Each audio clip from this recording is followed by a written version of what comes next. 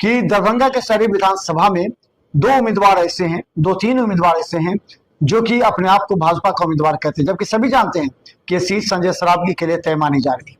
लेकिन ये लोग ना से अंदर अंदर कुछ अगर इनका योगदान, अगर सपोर्ट नहीं किया तो उसका भारतीय जनता पार्टी पर असर पड़ेगा या फिर संजय सरावगी पर असर पड़ सकता है। यह भी बात माना जा रहा है कि बालेंदु झा का भी कह रहा है कि बालेंदु झा भी अलीनगर जा सकते हैं। मुरारी मोहन झा के बारे में भी कहा जाता है वो कोठी छोड़ करके अलीनगर जाएंगे। आपको हम बता दें कि डॉक्टर मृदुल शुक्ला, वो उनका भी कहना है कि उनको भी बात हो रही है कि अब वो अलीनगर जा सकते हैं। जैसे ही ब्राह्मण सीट की बात हुई, सारा का ध्यान उधर चल गया।